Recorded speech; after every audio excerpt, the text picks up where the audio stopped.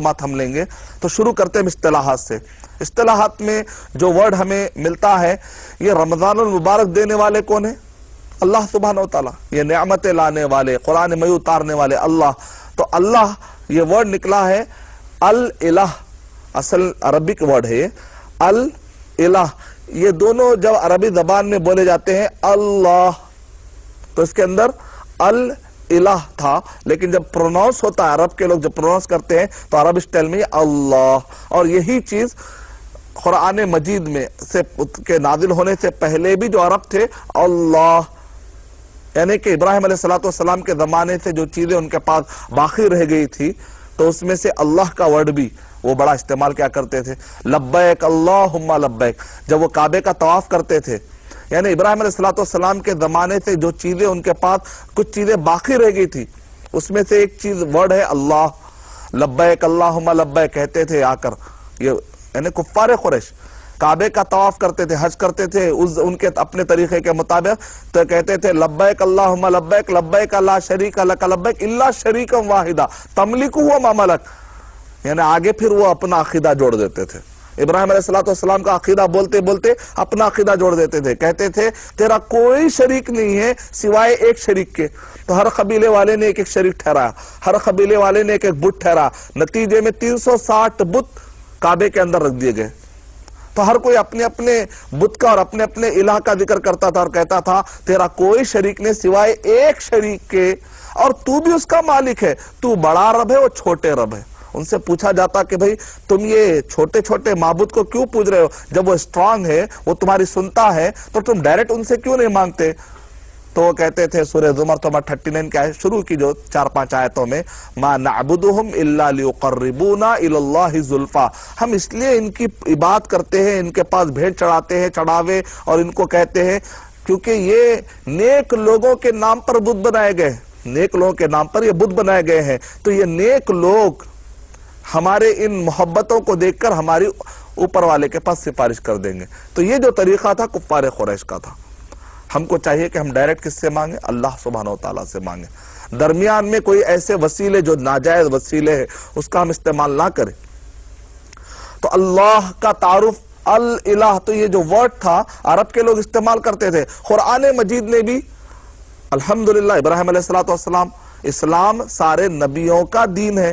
تو نبی اکرم صلی اللہ علیہ وسلم بھی سارے انبیاء کی طرح وہ بھی ایک نبی اور رسول ہے، اور سب رسولوں میں سب سے برتر اور فضیلت والے ہیں.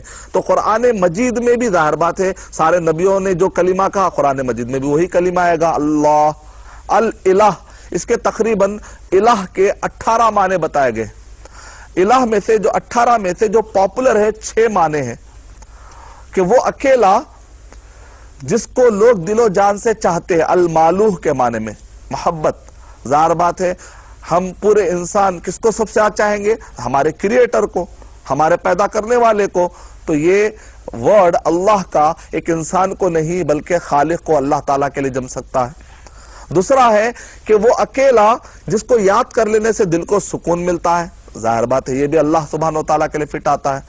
تیسرا اس کے اندر معنی ہے کہ وہ اکیلا کہ مصیبت کے وقت جہاں پر پناہ لینا دل چاہے. ظاہر بات ہے اعوذ باللہ من الشیطان الرجیم ہم پڑھتے ہیں، اللہ ہم شیطان سے بچ کر تیری پناہ میں آتے ہیں.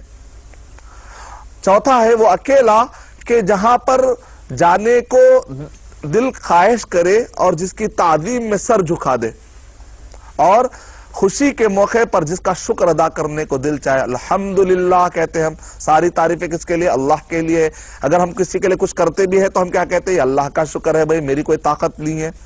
پانچواں ہے کہ وہ اکیلا جس کی قدرت اور جس کے کائنات میں جس کی نشانیوں کو دیکھ کر آدمی ششدر اور حیران ہو جائے. ظاہر بات ہے یہ بھی اللہ سبحانہ وتعالیٰ ہے.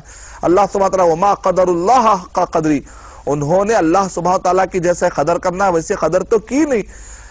کیونکہ ہم یہ کہتے ہیں کہ سارے جو گیلیکسیز ہیں، یہ سارے جتنے بھی گیلیکسیز ہیں تقریباً 100 بلین گیلیکسیز. ایک گیلیکسی جو ملکی وے گیلیکسی ہے اس کے اندر 200 بلین تارے اور 45 سیٹلائٹ اور تقریباً 8، پہلے 9 کہتے تھے سائنسدان، اب 8 پلانٹ کہہ رہے ہیں. یہ جو گیلیکسی، ایک گیلیکسی اتنی بڑی ہے تو باقی کے 100 بلین گیلیکسیز کتنے زیادہ ہوں گے.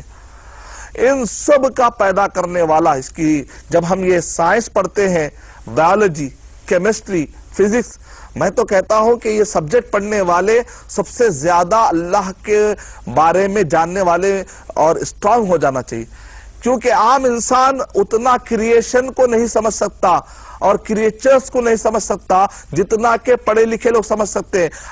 تعجب ہوتا ہے کہ لوگ کریشن اور کریچرز کو ڈسکور کرتے ہیں لیکن کریٹر کو ڈسکور نہیں کرتے۔ ہم کہیں گے یہ انکمپلیٹ ڈسکوری ہے کہ مخلوق کو تو ڈسکور کر رہا ہے لیکن آدمی خالق کو ڈسکور نہیں کر پا رہا ہے۔ وہ اکیلا کہ جس کی مخلوق کو دیکھ کر، جس کے پیدا کی گئی چیزوں کو دیکھ کر بندہ حیران اور پریشان ہو جائے کہ کیسے ہو سکتا ہے یہ آسمان، یہ زمین، یہ سمندر اور یہ پورے کے پورے باغات اور جنگلات اور انسان، پھر انسان کا جو دماغ اور اس دماغ کی جو کیفیت ہے، اس کے اندر جو رگیں، اس کے کام کرنے کا سسٹم، آدمی حیران ہو جاتا۔ چھٹواں معنی ہے کہ وہ اکیلا جو لوگوں کی نظروں میں نہ آئے، وَهُوَ اللَّطِيفُ الْخَبِيرُ لَا تُدْرِكُهُ الْأَبْصَارُ وَهُوَ يُدْرِكُ الْأَبْصَارَ۔ اللہ کو کوئی آنکھ دیکھ نہیں سکتے، اللہ سب کے آنکھوں کو دیکھ سکتے ہیں۔ وَهُوَ اللَّطِيفُ الْخَبِيرُ کہ وہ اکیلا، هُوَ الْأَوَّلُ وَالْآخِرُ وَالظَّاهِرُ وَالْبَاطِنُ۔ ابن عباس رضی اللہ تعالی عنہ نے ارشاد فرمایا کہ وہ اونچا ہے، اس سے اوپر کوئی چیز نہیں ہے، اور اسی طریقے سے اللہ سبحانہ وتعالی وہ پہلے، اس سے پہلے کوئی نہیں تھے، الاول والآخر، اور پورے تباہ ہو جائیں گے قیامت کے دن، کوئی باقی نہیں رہے گا، اللہ سبحانہ وتعالی باقی رہیں گے۔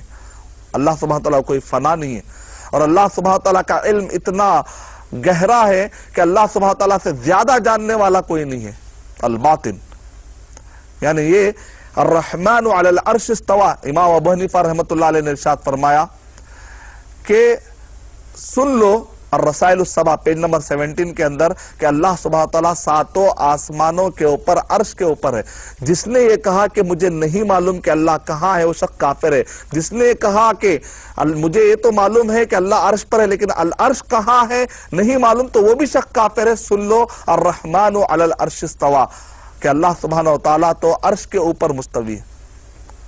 یعنی چھٹواں معنی الہ کے اندر یہ ہے کہ وہ نظروں سے اوجھل ہے اور سب سے اعلیٰ درجے پر ہے، وہ الاعلیٰ، سبحان سبح اسم ربک الاعلیٰ، کہ اس کے اوپر کوئی ذات تو۔ یہ سارے معنی علماء لغت عربی جاننے والوں نے بتائے۔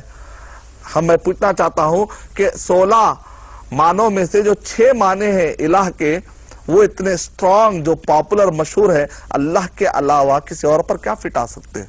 اس لیے ہم کہتے ہیں کہ اللہ ایک ایسا یونیک نام ہے، دنیا میں کوئی زبان میں ایسا ورڈ نہیں ملتا جو اللہ تعالیٰ کے لیے ہم اصل نام کے طور پر دے دیں۔ اسی لیے جو ہمارا خالق ہے اس کے لیے اصل جو نام ہوگا وہ اللہ ہی ہو سکتا ہے۔